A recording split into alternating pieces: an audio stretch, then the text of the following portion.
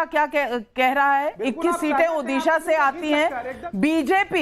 BJP जो ओडिशा में सीटें हैं 10 पाने की रुझान नजर आ रहे हैं। 21 सीटों में से 10 बीजेपी को, 11 बीजेटी को, बीजू जनता दल को, कांग्रेस को 0, अन्य को 0। और अगर वोट शेयर पर चलें तो बीजेपी 39%, कांग्रेस 13%, बीजू जनता दल 42%, अन्य को 6%। ये कहानी है ओडिशा की। अब चलते हैं सबसे इंपॉर्टेंट कहानी जो बंगाल से आ रही है, और बंगाल में 42 सीटें हैं। हमारा सर्वे क्या बता रहा है? Times now, Navbharat, ETG research का सर्वे बता रहा है कि बीजेपी को इस बार 22 सीटें, तृणमूल कांग्रेस को 19 सीटें, सीपीएम 0, कांग्रेस 1, अन्य 0। यानी कि पिछली बार 22 सीटें तृणमूल कांग्रेस की थी और बीजेपी की 18। इस बार बिल्कुल उलट होने जा रहा है, 22 और 19, सीपीएम 0, कांग्रेस 1। और अगर वोट शेयर देखा जाए तो वोट शेयर में बीजेपी 42% पर और तृणमूल कांग्रेस 40% पर। यानी कि पहली बार बीजेपी तृणमूल कांग्रेस के वोट शेयर के आगे निकल रही है। बड़ी बात है ये। और सीपीएम 6%, कांग्रेस 5%, अन्य 7%। रेणु मित्तल जी, मैं पूछना चाहती हूं, बंगाल में आपकी क्या असेसमेंट है? क्या संदेश खाली के बाद बंगाल का एक तरह से मूड बदलता हुआ नजर आ रहा है? मेरे ख्याल में एक ये परसेप्शन बनाया जा रहा था कि बंगाल में जो है वो बीजेपी पिछली बार से आगे जाएगी, पर मेरे ख्याल में रियलिटी ऑन द ग्राउंड बिल्कुल अलग है। जो लोग अभी वहाँ से होके आ रहे हैं और जो वहाँ रह रहे हैं काफ़ी समय से, वो कह रहे हैं कि बीजेपी इतना नहीं बढ़ रही, उनकी सीटें घटेगी।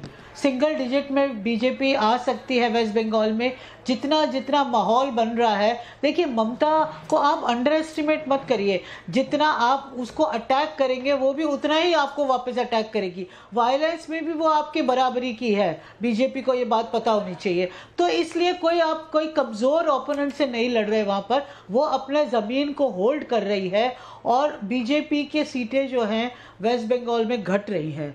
मैं एक पॉइंट करना चाहती थी दिल्ली के बारे में कि जो गरीब तबका है वो केजरीवाल की अरेस्ट को लेके बहुत परेशान है, क्योंकि वो उनको लगता है कि फ्री बिजली, फ्री पानी, स्कूल, यूनिफॉर्म, लड़की औरतों को बस में फ्री, ये जो एक गरीब आदमी का बजट होता है उसमें 2, 3, 4 हज़ार रुपये भी बच जाए तो उनके लिए बहुत बड़ी बात होती है। आप देखिएगा दिल्ली का जो चुनाव का रिजल्ट आएगा, वो केजरीवाल का जो सिंपैथी बन रहा है पूरे में, उसका इन्फ्लुएंस रहेगा और उसका फ़ायदा, क्योंकि बहती हुई गंगा में कांग्रेस भी हाथ धो लेगी, क्योंकि अलायंस है दोनों का। मैं नहीं कह रही कि कांग्रेस का कमबैक हो रहा है दिल्ली में, जो एक ज़माने में कांग्रेस जिस तरह से थी, पर वो दोनों पार्टियों को बेनिफिट होगा और ये पूरा एक तरफा चुनाव मुझे पता नहीं, लेकिन फ्रीबीज कांग्रेस ने भी बहुत अनाउंस की थी, लेकिन राजस्थान में काम नहीं आई, बाकी अन्य राज्यों में, मध्य प्रदेश, छत्तीसगढ़ में काम नहीं आई। लेकिन दर्शकों को बताना चाहती हूं कि इस वक्त 426 सीटों की गिनती हो चुकी है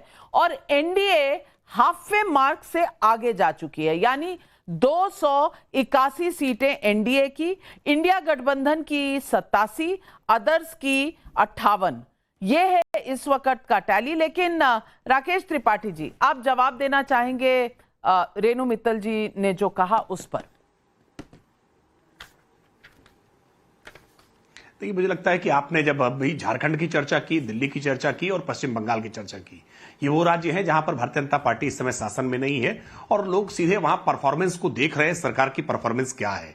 आज जिस तरह से पश्चिम बंगाल में कानून व्यवस्था की धज्जियां उड़ी हुई हैं, कानून व्यवस्था के नाम पर मजाक चल रहा है, दंगों से जूझ रहा है, और किस तरह से टीएमसी ने वही भूमिका अपना रखी है जो एक समय में लेफ्ट के गुंडे वहां अपनाया करते थे, जिसके विरोध में ममता बनर्जी आंदोलन किया करती थी। लेकिन आज ममता बनर्जी के साथ कैसे वो सारी शक्तियां, कैसे वो ताकत इकट्ठा हो गई और कैसे ममता बनर्जी आज मजहबी तुष्टीकरण के एजेंडे में फंस करके उन अपराधियों का संरक्षण करने का काम कर रही है। उसकी वजह से ममता बनर्जी की जो भी इमेज थी वो आज पूरी तरह से धूल धूसरित होती दिख रही है। आपके सर्वे बीजेपी को 22 सीट दिखा रहे है, हमें विश्वास है कि भारतीय जनता पार्टी को सीटें इससे भी ज्यादा मिलती हुई दिखाई देंगी, क्योंकि संदेश खाली तो एक उदाहरण है। जब वहां पर सत्ता का परिवर्तन राज्य में होगा ना, तो आपको कई संदेश खाली दिखाई पड़ेंगे कि कैसे वहां पर सत्ता के द्वारा दमन किया गया है, कैसे आम जनता वहां पीड़ित है, शोषित है, और कैसे अपराधियों का संरक्षण किया जा रहा है। चलिए चलते हैं उत्तर प्रदेश की सीटों को देखने से पहले तेजी से देखते हैं कुछ अन्य रुझान जो आ रहे हैं। असम की तरफ चलते हैं। असम की 14 सीटें हैं, इसमें 12 सीटें बीजेपी को मिलती नजर आ रही हैं। कांग्रेस को 1, AIUDF को 1, अन्य को 0। अगर वोट शेयर देखा जाए तो बीजेपी का 49%, कांग्रेस का 35%, AIUDF का 8%, अन्य का 8%।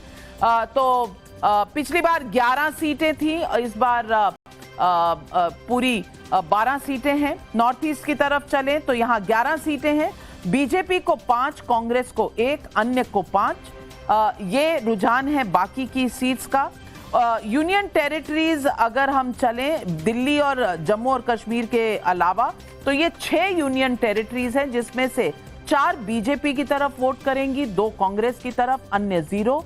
और अगर हम जम्मू और कश्मीर की तरफ चलें तो जम्मू और कश्मीर में BJP 3, Congress 0, PDP 0, national conference 3। ये जम्मू कश्मीर के इस वक्त के रुझान हैं।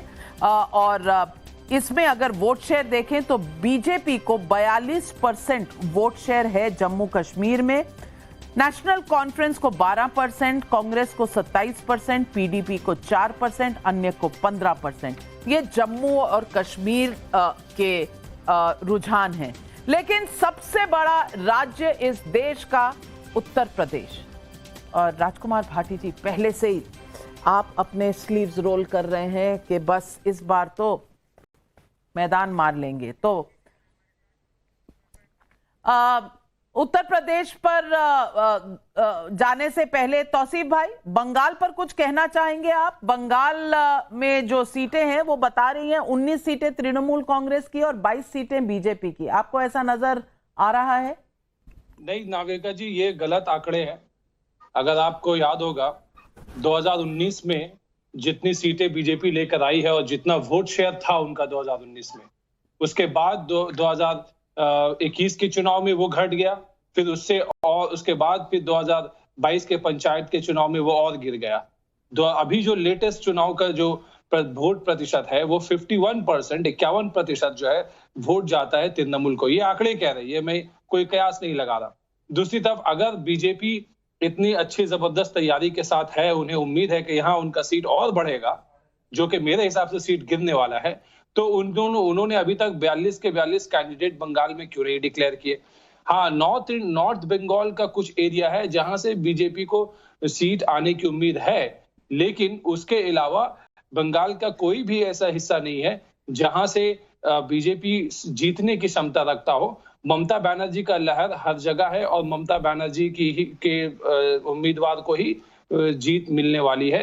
ये आंकड़ा है कि उनका जो 18 है वो नंबर गिर करके 14, 10, 8 इसके आसपास कहीं ना कहीं रहेगा, लेकिन ये बढ़ेगा नहीं किसी भी हालत में।